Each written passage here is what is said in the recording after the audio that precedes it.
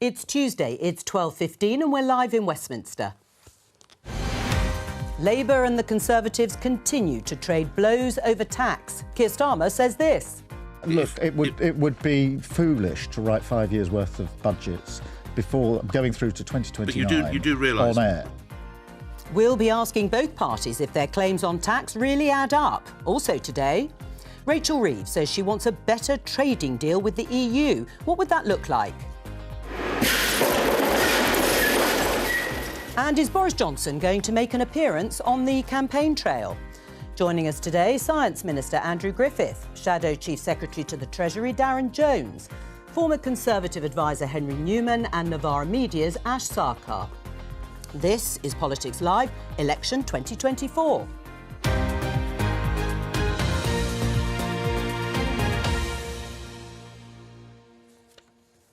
Welcome to viewers on BBC Two, BBC iPlayer and BBC News. And very excitingly, from today, you can also listen to Politics Live on BBC Sounds. Yes, if you go to the BBC Sounds app, there is now an Election 2024 pop-up. Very useful if you decide you do need to walk the dog at 12:15, but also don't like the thought of missing out on your daily dose of Politics Live.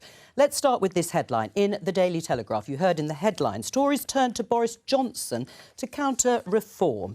Lots of Tories reportedly who'd like the former Prime Minister to play a more prominent role in the campaign. The sight of him knocking on doors appeals to some. So my opening question to our panel, starting with you, Andrew Griffith, is would you like to see Boris Johnson back out on the campaign trail? Well, goodness me, yes. This is a moment for all Conservatives to come out on the campaign trail. We're faced with a Labour government that's going to tax people's home, their pension, their savings. You know, now is the time for all good people to come to the aid of the party and get the country to wake up to the risk that we face. Darren, would you like to see Boris Johnson back on the campaign trail? Oh, I don't really care, to be honest. I mean, the chaos from the Conservatives is so mad now that they can't even get their own leader to lead their party. They want someone that was kicked out of Parliament for lying to come back and try and help steer the ship in the right direction. I mean, it's ridiculous, isn't it?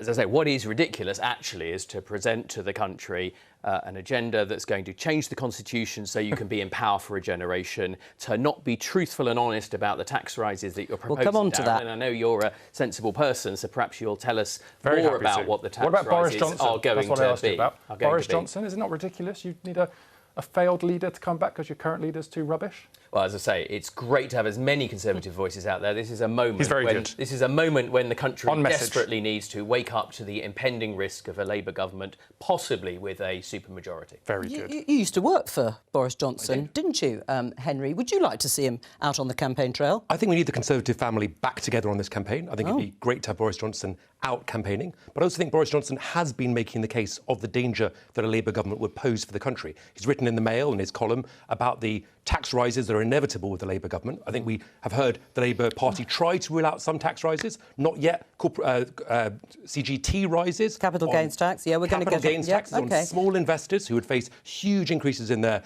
investments and would encourage people to divest out of those investments. I can't hold you back, can I? Any of you about the tax debate. But on Boris Johnson, what's the benefit?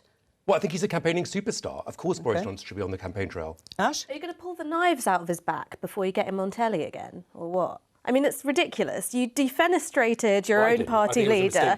Right? No, so I'm talking about the Conservative Party more broadly. You defenestrated him because he was tanking in the polls because of his conduct while in office. And now you're going to stitch Charles I's head back on and sort of parade him around like a little puppet. It's a gimmick which reeks of desperation, quite frankly, and I can't wait to see it.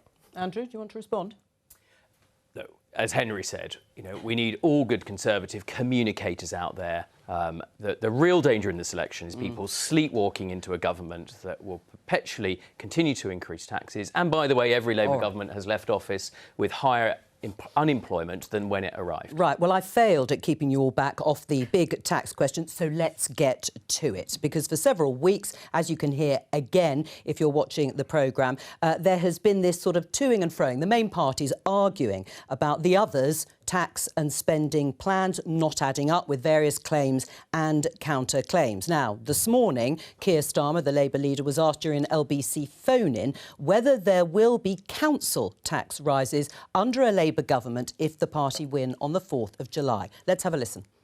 None of our plans require tax rises over and above the ones we've set out. So you can say now there will not be an increase in council tax? Look, Nick, what I'm not going to do is sit here 2 and a bit weeks before the election and write the budgets for the next 5 years. What I So you can can't rule say, it out? What I can say is that none of our plans require a tax rise, and that is for a reason. And the reason is our focus is on getting our economy going, on building, on growing, on raising living standards and creating wealth.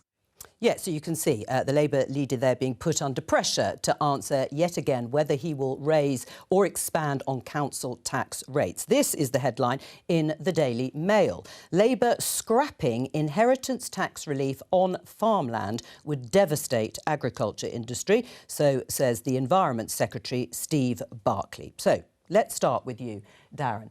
Can you rule out increasing council tax if Labour win the election, or scrapping this inheritance tax relief on farmland? Look, I should start bringing around the tax code books with me. There are about probably 50 tomes of the thing. We've been very, very clear. I mean, let's just start as to why the Conservatives keep raising this. It's because they're in such a desperate position. They can't even talk about their own policies. They're just trying to scare people. We will not increase the headline rate of tax on income tax, that we know, or VAT on You've ruled that out. And our manifesto, which is our plan for government, is fully costed and fully funded by closing a number of tax loopholes that raise the additional revenue on top of the budget we would inherit in terms of current spending around delivering on our priorities. So we don't need to go through every page of a kind of 50-tome tax code to say, well, what about this subclause or this exemption or this loophole or what this tax? Because our manifesto is fully costed and Right, well, just answer then those two questions. We might as well at least reflect this part of the Tory campaign for today, and then we'll move on. So you can rule out any rises in council tax if you win the election, and scrapping inheritance tax relief on farmland. We don't need to make those changes to taxes because our manifesto is fully funded and fully costed. That's why we've made the commitments that we have. I can't think of how clearer I can be about that. Andrew, he can't be any clearer. Well, he's had 14 years to understand the tax code. No, but hang on that, on his response, on the two questions. The Labour manifesto is entirely silent on those 2 points, and it would be the simplest thing in the world if you didn't think that Labour had hidden plans to increase taxes. For Darren here and now, as a reasonable person generally, to simply rule that out, give farmers the security that they need, because this is a real-world issue. Right now, they're having to plan their crops, work out what the next year holds. So you don't believe him? One binary... Well, I would ask your viewers will be making that decision, not me. What I do know is that we expect at least £2,000 for every working family. That's the cost of the spending commitments they've made. Now, I'd just love to know, and I think it's really important in this election, trust in politics, honesty, to know what plans Labour have for tax. Darren. And I pride myself, as you know, which is one of the reasons we get on, for giving frank, honest answers. But look, your manifesto is silent on banning everyone from owning cats. Are you going to be able to say today that you're never going to tell people that if there's a cat flu pandemic that they're going to have to kill their first cat? Of course not. Because hang on, let him respond. I'll come back to you. You don't need to put every potential outcome like this in your manifesto. What we've put forward in our manifesto is a fully costed, fully funded set of proposals for the course of the next Parliament if we win the election on July the 4th, with additional revenue, that an initial injection of cash into our public services, alongside the baseline of the budget that we would spend in line with our priorities. And that commitment not to increase income tax, national insurance or VAT that working people pay. Darren, you've been doing the same thing. You've been playing, if you want to call it, the same game. Which game? Pointing out that the Tories have unfunded tax cuts. Ah, but they do. Oh, right. They do. Should we go into it? Yeah, go on then. Right. So you have to help me. So Jeremy Hunt, the Conservative Chancellor, confirmed this week that their promise in the Conservative manifesto that they would save money from the welfare budget, not saying how, but they would just save money from the welfare budget in order to pay for their tax cut that they've promised. That would mean it's fully funded, fully costed. But then Jeremy Hunt admitted in an email to his constituents that money's already been spent. So where's the money coming from? Well, you understand. I think you're a more sophisticated person than you portray, Darren, because you understand that this Conservative government has significantly tried to reform the welfare system. The welfare spend will continue in the OBR's forecast to increase let me finish, I'll let you finish. Will increase and increase until it gets to £90 billion per year on hard-working taxpayers. And you want to save £12 billion. What our manifesto talked about last week, and it's not therefore in the baseline because it was only announced last week, is a £12 billion saving over the life of that from reforming the welfare system, getting people back into work. The Labour manifesto has nothing in terms of welfare reform. It allows the welfare bill to continue to increase. What's wrong with that, Darren? And that was not what the Chancellor Jeremy Hunt was talking about. There's been multiple times that we have looked at how we can reform the welfare system. The spring budget in 2023 was part of that. We have now gone further because we don't think you can grow the economy, get the productivity of this country to a level of prosperity that people out there will be listening to and wanting to deserve for their children unless we reform the welfare system. And the really important point is, perhaps Darren can tell us exactly how many pounds is it that a Labour government would seek to reduce the welfare bill by, because there is a real choice at this election: reform the welfare system and reinvest that back into tax cuts on working people through our national insurance reduction, or no welfare reform and tax increases, some of which Darren's been honest about, tax increases with Labour. So you asked a question, and then you asked a question. So I'll answer yours first. You said, what's wrong with that answer? There was a specific point in your answer, which was the £12 billion, I think you said, that you've said in your manifesto you would raise above and beyond what you currently have from welfare changes to fund the tax cut. That change is the one that Jeremy Hunt said had already been done. So are you saying that the Conservative Chancellor has misunderstood or misspoke? Well, I fear it's you that's misunderstood, and probably willfully. I'm just asking, because you're the Conservative Party. In communicating with his electors, he talked about the welfare reform that has already happened. Subsequently, we have announced further welfare reforms because this is one of the pressing issues. This is one of the. No, you didn't get it wrong. You're interpreting it wrong. This is one of the pressing issues. And when we talk about tax, there's always got to be two sides of that. There's the taxes that we will cut, but there's also the credible plan how you reduce those. Not credible. And welfare reform, as people out there listening will understand, is a big part of that. How edifying is this discussion and illuminating this debate, bearing in mind we've been having various iterations of it since the start of the campaign. And I'll come on to whether it's worked or not for both of the politicians. But just for the public out there, when we talk about the big pressing issues of the day, what do you make of this debate on tax and spend? Well, look, what we've got here are two documents which are in varying levels kind of dishonest. Yours is completely fantastical, I'm sorry to say. Your tax cuts are completely bananas. And when it comes to the Labour manifesto, there's a lot that you're not saying. What you're not saying is what you're going to do about the planned £10 billion to £20 billion worth of cuts, which were already announced in the March budget. Will they be going ahead? Will they not be going ahead? Your tax and spend plans are tiny. Now, what I think you guys are going to do, you don't want any headlines which say Labour are going to raise tax. What you're waiting to do is maybe pull some rabbits out of a hat, maybe do some reforms to capital gains, maybe you're going to fiddle around with the Bank of England rules, because lots of your plans, for example, around retaining staff in the school system or retaining staff in the NHS, that's going to cost you money. And you know that, and I know that. What the manifesto's job is to get you over the line for the election. It's not actually a plan for government. You might say it's smart politics, but it's fundamentally dishonest with the country. Henry? Going back to your opening question, I don't think it's an edifying debate, but I do think it's illuminating. OK. I've worked in politics for about a decade and a half, and I listened carefully to what the Labour front bench have been saying, and Keir Starmer this morning. They said very clearly they have no plans to raise capital gains tax.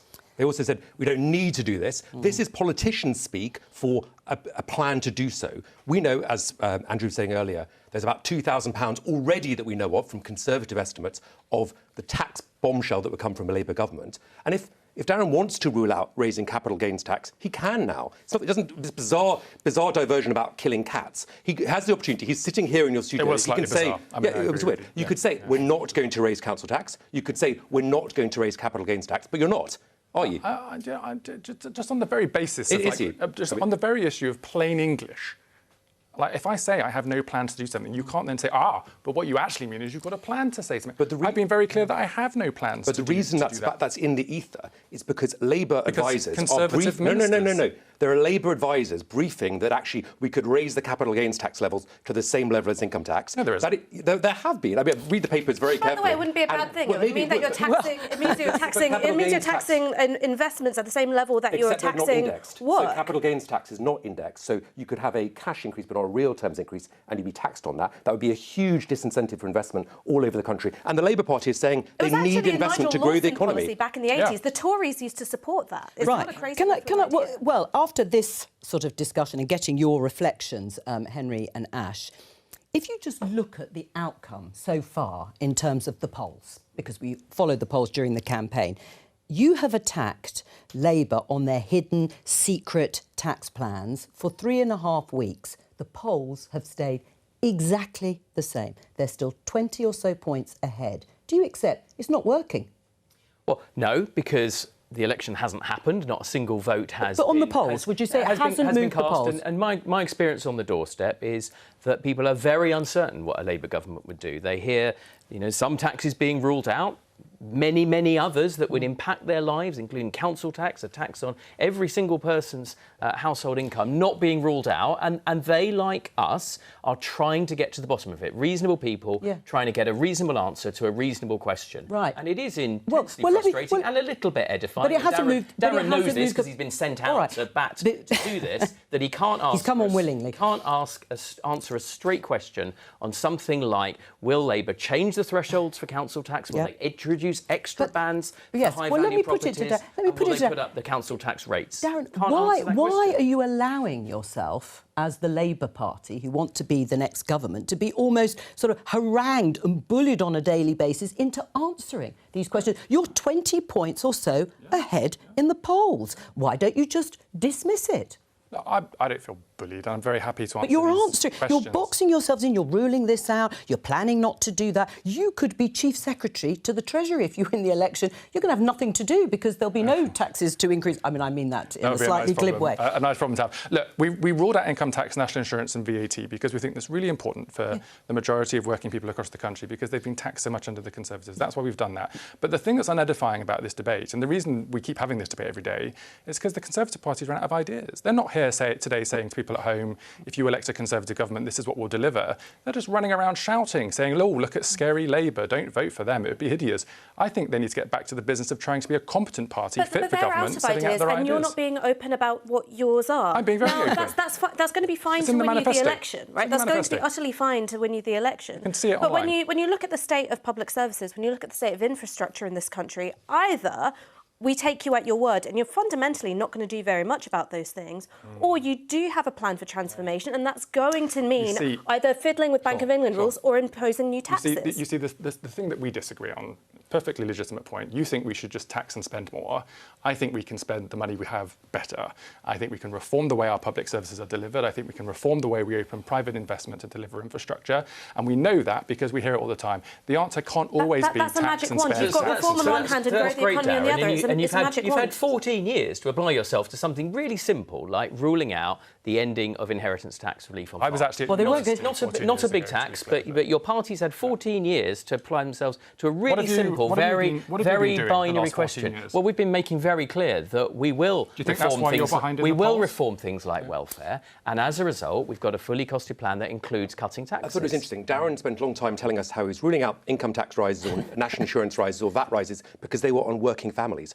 What does he think council tax is? If he wants to sit here now, he could rule out changes to council tax. He's not doing that. He's not doing that because he knows he wants to keep that option open in case he's Chief Secretary and in case he. And is that wise? Well, if I was a Treasury civil servant, I would advise him to do that. But I don't think I think the danger for the country is, listen carefully to what he's saying. He's not ruling out council tax changes. If there's a Labour government, they will make those changes to council tax. It's lovely, isn't it, how many people would like to speak for me today? But who has raised council tax? Well, you're not saying it. Who has raised council tax to its highest level in the last few years? Who's done that? So that's not correct. Council tax is lower on the average household in Band D. Conservative government. No, that's not true. In one band. In one band. Band D is the typical band at which you compare. It is. I did work in the civic department on this, so I do know. Up under the Tories. Can I ask a broader question? Because one of the things I think you can both agree on, having looked at both the manifestos, is that under either a Labour government on July the 5th or a Conservative government, the continued freezing of income tax thresholds will mean the overall tax burden will continue to rise until 2028,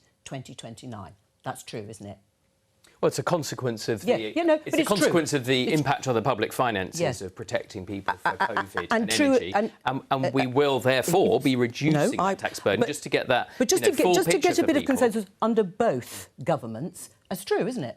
Yes. Right. So, I mean, that is clear. That is actually, for most people, what is going to happen, that taxes will continue to go up or you'll be dragged into a higher tax. Well, hang on. I'm just putting that there because that's what comes out at... Yeah, well, I'm sure you've all got caveats, Jane. You can come back to that. And also, on the current projections... So this is without the growth that Labour says it's going to get, and no doubt the Conservatives too, also with your tax cuts under National Insurance. There will have to be spending cuts in unprotected departments of public spending if you're not going to increase taxes, those headline rates either. That's true, isn't it? Well, it's true under Darren's plans. Well, no, and let's do your plans. No, but in our plans, those cuts, if you like to use that word, they will come through welfare reform. So it's not taking welfare away from any individual person, which is what viewers would think of as a cut, but it's by getting more people back into work. That is the 12 billion difference between us, if you like, 14 years in of that we will reform. 14 years of Conservative governments has made this country sicker. The Marmot report has shown the impact of austerity on people's health, and that's before you even get into the impact of COVID. So you've got a much less healthy population with much higher care needs, and now you're saying, oh, we're going to force all these people back into work after they've already been impacted by previous welfare cuts. This is fundamentally dishonest. There is not that much money to save. In fact, there is a need to invest in social care, invest in healthcare services, so we can end up with a healthier workforce. You guys don't... We are investing in health. There's a huge amount more money going to health than in 2010. That's because the population gets bigger. There's absolutely more... That's not true. The proportion of the GDP going into public healthcare has increased since 2010. I think the other interesting thing on tax is the proportion of tax paid by the richest was about 50% in 2010. It's now nearer to 60%. That is a significant change. We've moved the burden of taxation off lowest paid, off the middle class, and more into the richest. That is a huge shift. Well, in terms of public attitudes towards whether or not they want to pay tax, now, I suppose nobody necessarily wants to pay more tax, but in terms of funding better public spending, findings from the British Social Attitudes Report, which was published last week, show that even though taxation is now at a record high for the UK, many people still seem to regard the state of the NHS as a more pressing problem than the level of taxes. 46%, not a majority, but 46% say that if forced to choose, the government should increase taxes and spend more on health, education and social benefits. Does that surprise you? I think we are spending more on education and health. I think it's even more. Because if you look at survey data, people often talk about the desire for more specific spending. And if you actually present them with the tax bill, which will happen under a Labour government, when those council tax letters land on your doorstep and you're paying more for your council tax, then I think people will begin to think, not so sure about this. And by that point, it might be too late. Ash? OK, so on council tax, just very quickly, I don't necessarily think that Labour are going to reform the bands, because what that's going to do is lump renters and tenants with a very, very big council tax bill. I don't think you guys are quite that stupid enough to do that, but please don't prove me wrong. Thank you. He's certainly reserving the right to be that stupid. The second thing is about the choice between lower taxes or more investment for the NHS in particular. The thing about the NHS is that everybody does have to use it. Even if you've got private health insurance, you have to go to the NHS for A&E, you've got to go to the NHS for intensive care.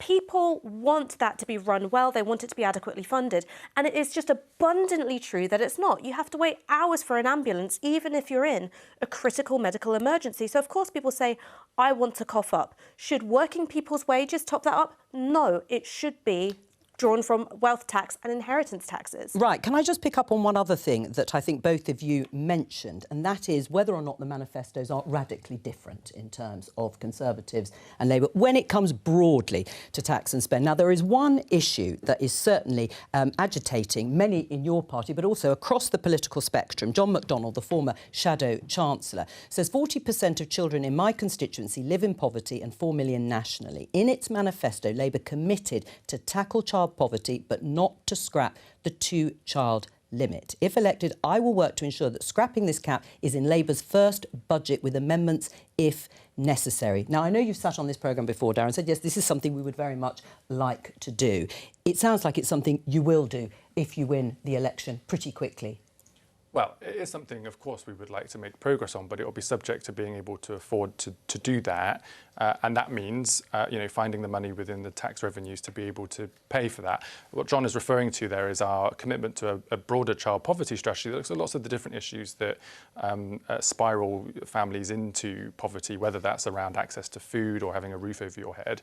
And yes, there's more that can be done, but those first steps we think are an important place to start given the fiscal constraints we're in at the moment. I mean, what do you say, though, to people in your own party that say, if you are a Labour government and you can't even scrap the 2-child limit, then what is there that differentiates you from other parties? Sure, and look, tackling child poverty is always a commitment for those of us in the Labour Party. For many of us, it's a personal experience that drives us here in the first place. But the fact is that everything has to be fully costed and fully funded, and it will take us some time to be able to do that. But that's why the child poverty strategy is so important, because there are things we can do immediately to help, and there's more we would like to do in the future, but we've got to get the economy growing and get the public sector budget under control to do that. Well, let's have a look at what Sir Keir Starmer is up to. He's out campaigning, as of course all of the leaders of the parties are on a daily basis. He's there with Theo Paphitis of Dragon's Den fame, and it's a sunny day, yes, finally, for the Labour leader out there on the campaign trail. While he, and you can see the pictures of him there, let's take a look at this headline from today's Times newspaper and talk about Brexit, because the EU would demand fishing access for Labour's Brexit deal. Now, this is in response to the Shadow Chancellor, Rachel Reeves, who has spoken about breaking down EU trade barriers if Labour wins the election. Would you agree, Darren, to access to fishing being put on the table for discussion with the EU in order to improve the UK's trading deal? Well, look, I've not seen who said it, but I suspect if that were the EU's position, they would put it on the table if we're in a negotiation with them about things. And you'd be happy for that? Well, it's their decision, isn't it? It's not our decision what's on and off the agenda. But what we've said is that there are areas where we think we can collaborate more effectively for trade, on veterinary agreements, on chemicals regulation. But you could rule out discussing fishing access and fishing rights, and you're saying we wouldn't? You don't go into a negotiation telling the other side what you're willing to negotiate. They will have things that they want to put on the table to negotiate, and that's perfectly proper in it. Right, and does that include... You're laughing, Henry. I just think it's staggering. I want to put my head in my hands. We spent years discussing Brexit. There were only ever really two basic choices if you want to leave. Either you stay in the single market or you leave with a trade deal. We did the latter. It's settled. And I thought I listened carefully to what you just said. You said you're prepared to put on the table fishing. They're also going to... Yes, you did. You said the EU, you wanted to negotiate it. Rachel Reeves has shown staggering naivety in her interview with the Financial Times, where she talked about how we could align on chemicals. Well, we already have a lot of EU regulations on chemicals. The EU won't care whether we align or not. Either you're going to go closer in and you're going to enter the single market, or you're going to accept to be a rule taker, which the chemicals industry don't want to do. I think this is just bananas. Like you're basically sitting there and saying you're willing to accept a negotiation on free movement and you're willing to accept a negotiation on fishing. You literally just said that. Well, but part of the free... You think it is, you know? Right, well, hang on. I really want the chemicals to be less regulated. Well, we'll come on to that, but let Darren answer. Well, just to push you, I didn't even say the words free movement, and I didn't say that we would be open to negotiating this. All I said is you should be careful when you're... No, you should be careful when you're quoting me and make sure you're accurate. What I said is that when you're in a negotiation with another party, that other party can bring what they wish to the negotiation. That is not me saying... You can also set red that lines. I'm willing... You could say quite clearly now in the studio, if you want we would never renegotiate on fishing. No. And please don't misquote me, because it's not very professional. You could say now, no. I won't accept to open up fishing. I've been very clear in what I've said. Now, what we have said and what Rachel has said is that the trade deal that you signed up to is not good enough. it is not good enough. And businesses have said it is not good enough, and it's restricting their ability to grow. That's why if we're going to get investment and growth back into the economy, we're going to have to improve on the dud deal that you left this country. There is no shame in that. It's not good enough because we wouldn't make those concessions on free movement and fisheries. You don't have to make that concessions is the product on free of that deal. You don't have to. Well, if you don't have to, then why didn't you establish them as red lines and rule them out? Well, now? because you I mean, were... if we looked at financial services, I was part of the discussions around the financial services memorandum of understanding.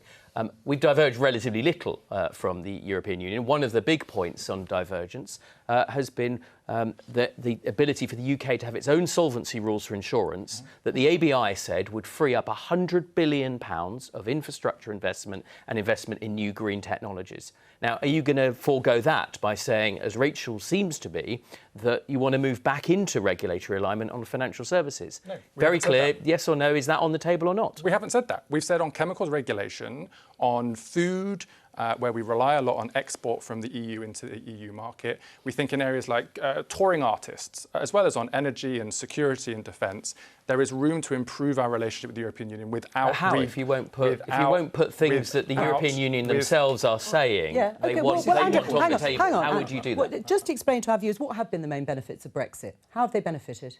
Well, aside from the ability, like every other sovereign country, to make our own rules and laws, just as Canada makes its own rules and laws, it sits next to the largust single market in the world. It has the ability to do that. Well, I'll give one, which I just gave to Darren, which is the UK rules. It's quite arcane, but it's very, very important because it frees up capital from our life insurance sector, from people's future pensions. 100 billion of capital that the ABI... Rachel talks to them a lot, I'm sure. The ABI say will allow them to invest 100 billion more over the lifetime of the next government. That was a clear point, one clear point where we diverged from the European Union. Yeah, but hang on. But in this election, the Conservatives haven't really talked about Brexit. Not Labour. I didn't think it was on the table in this election until we read that Rachel Reeves interview. But is one of the factors that you can't talk about the benefits and what's been delivered? During the pandemic, we saw the advantage of being outside the European Medicines Agency, where we got the vaccine secured. We had the fastest vaccine rollout in the whole of the developed world for any major economy. That was a very big achievement. But it's important that these things are about the future. The regulation of AI, the regulation of gene editing. How much into the future, Henry? Well, that means is don't focus on what we've done, focus on what we say we might do. It was always going to be complicated to unwind the knot. We've been a member for decades of the EU. But what I think is staggering is the Labour Party wants to retangle ourselves into a new negotiation. And they're talking about the costs of some of the disruption of Brexit. Well, look, there were going to be some dislocations for industry. But I don't think you could erase those dislocations without rejoining. I'm sorry, be for real. Like, when you look at the impact of Brexit on the fishing sector, for instance. So 83%, there's been 83% fall in our fishing exports to the EU. They were our biggest market for fishing exports. Why? That's because we've introduced all of this red tape, which disproportionately will impact small and medium businesses. Now, the reality of how you cope with that will be that we become more of a rule taker. It will be that we enter into closer regulatory alignment with the EU with less of a say of what those regulations are. That's the nature of Brexit. Now, there might be reasons that you go, well, you know, there are other benefits and they outweigh those costs.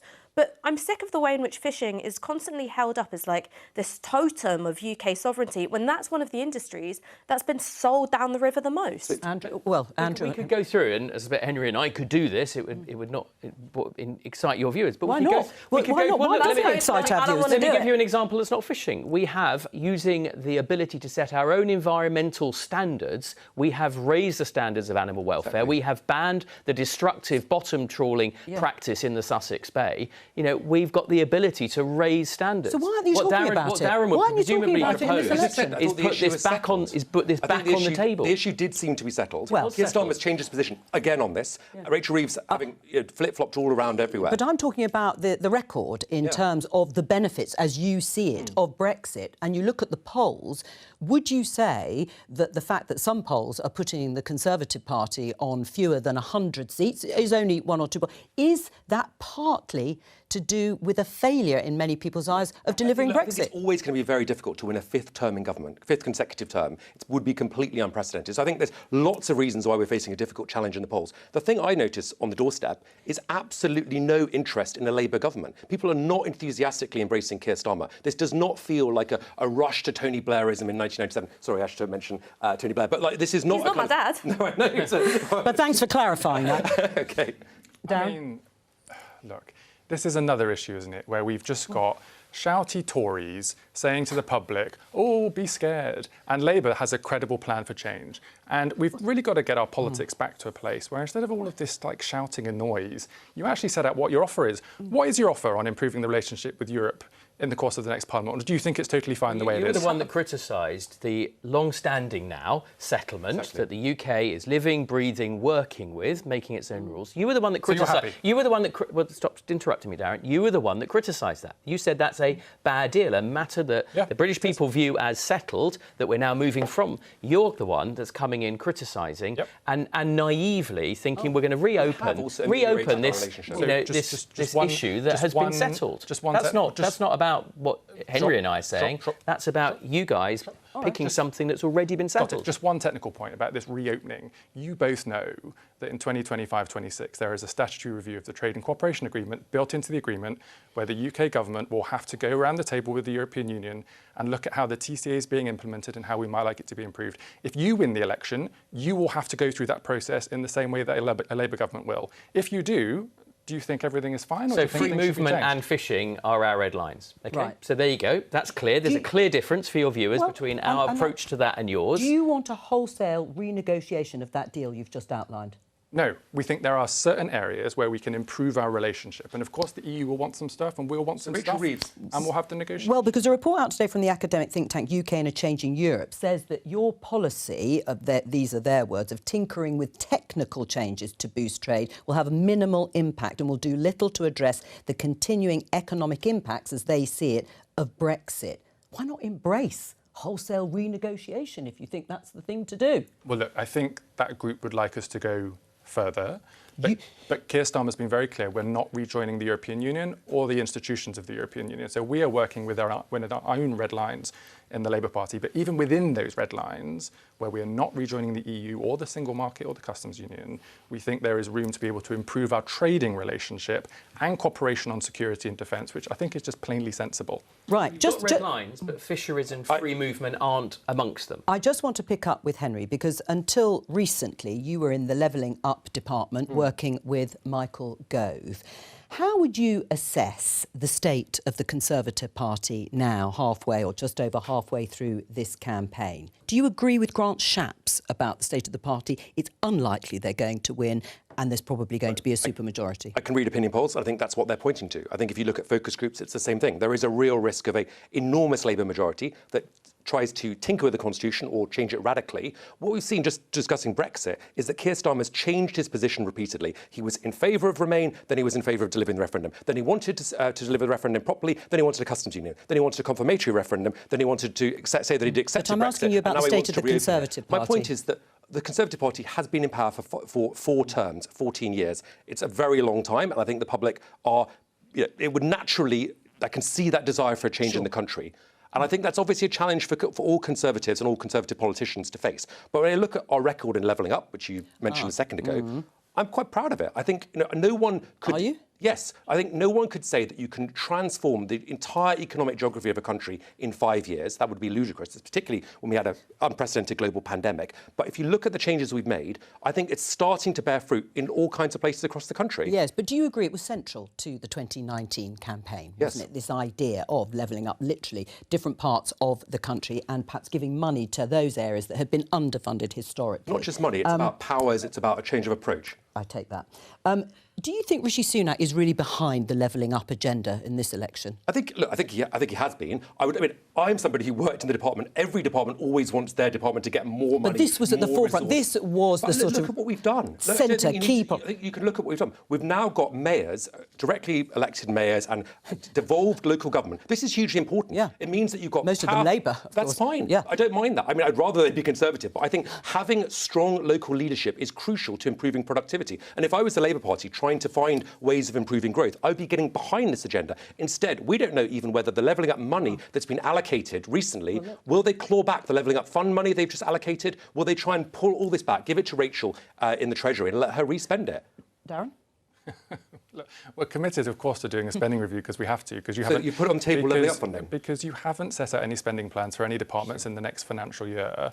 We, of course, are committed to tackling regional inequality. We're committed to devolution. We're committed to our mayors. But we're committed actually to doing the job well, unlike your record, which has been shown to be a campaign slogan and not really meaningful change for anyone in the country. So if I'm in Bradford or Chorley or Newcastle or South Tyneside, will you claw back my levelling up fund money that's been allocated and is in the process of being spent? Do you really think people there think you've done a good job? I think people there want to see more of what we've done. But only a fraction of the money's actually been allocated and been spent, Sorry, Henry. It's been allocated. It takes a while to spend it. Well, I think all right. I've looked at this quite closely. I think it is. But Darren is not saying that he won't claw back that money.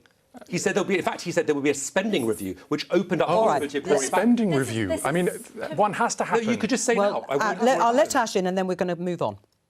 To put it simply, nothing works in this country, and that's doubly the case outside of London. When you look at basic infrastructure, whether it's trains or even just trying to get a driving test booked within 6 months, nothing works. And levelling up was, I think, could have been a good step forward for the Conservative Party. Could have been an interesting way for you guys to, realign the electoral geography of this country. And you absolutely squandered it. You spent all your political capital protecting a Prime Minister who was wholly unsuited for government. And instead, what's happened is rather than levelling up money, even slowing down decline in regions outside of London, you've seen an acceleration of that kind of decline. So when you talk about Tyneside, or when you talk about Chorley, you talk about, Bradford or wherever else it is, these are places which have suffered the most under 14 years of Conservative government. I think you're right in saying Labour aren't being entirely on the up and up about what they're going to do. I think the likelihood is they're going to try and find ways of spending more money rather than less, or at least that's what I hope you're going to do. In the minutes that we have left on the programme, let me show you this front page of the Daily Mail. Rishi. Keir only wants votes at 16 to entrench his power. The Labour manifesto contains plans to extend the vote to 16 and 17-year-olds. It was in your 2019 election manifesto too. And on Times Radio, the Farming Minister, Sir Mark Spencer, said Labour would change the voting system in order to stay in power should it win the election. Your response? The only age group that's now supportive of the Conservatives are over 71. Doesn't matter. It doesn't matter. It doesn't matter whether you're 50, 40, 30 or 16. We want to extend the rights to 16 and 17-year-olds because I think it's the right thing to do. Electorally, people across the country are looking at our Change Labour Party, our Manifesto for Change, looking at the chaos from the Conservatives and saying, do you know what? I think I'm going to vote Labour on July the 4th, and I hope they do. Conservative Party allows people to join at the age of 15 and have full voting rights. At that age, they could vote for the next Prime Minister, which they did in the case of Liz Truss. Can that be fair whilst ruling out voting in general elections? Look, there's a very settled position in this country. Well, no, I'm asking your opinion. No, I'm giving you my opinion. There's a very settled position in this country about 18 being the age of majority for our civic responsibilities. Darren's party support that on almost every other respect except one that they think will deliver partisan advantage. So when it comes to the age that you can drink, the age you can bet, the age that you can access credit, and 18 is the settled majority legal age. We even have special youth custodial sentences for the people between age 16 and 18 because they are not subject to adult justice. This is the most outrageous form of trying to engineer a political system. It's part of an attack on our settled constitution, and it would deliver this government a supermajority. It could last a generation, and it could do untold damage to you, your family and your wallet. Ash? So you want under-18s in national service, but you won't give them the vote? No, under-18s can't serve without the consent of their parents. It's a very important legal distinction, I'm talking about the policy of mandatory national service, which Rishi Sunak was wanging on about a couple of weeks ago. Right, so that's under 18s, am I correct? It's 18s. Right, so it's 18. Sorry, it's actually 18-year-olds.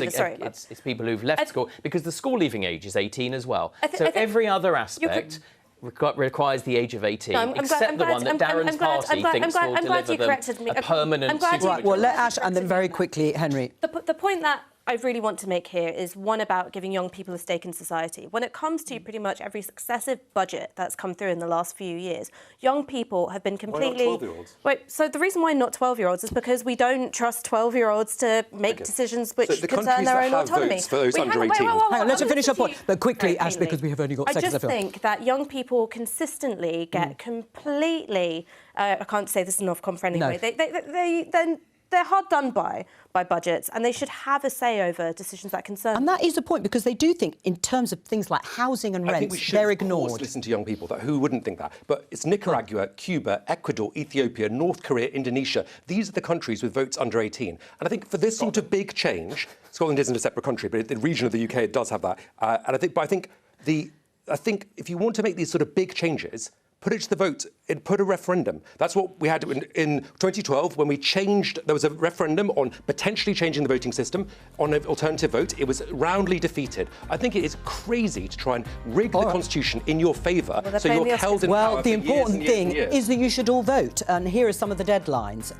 We have got the deadline to register to vote is 11:59 tonight. If you want to get a postal vote, you'll need to apply by 5 p.m. tomorrow. And if you need to apply for a proxy vote, the deadline is 5 p.m. next Wednesday. Bye.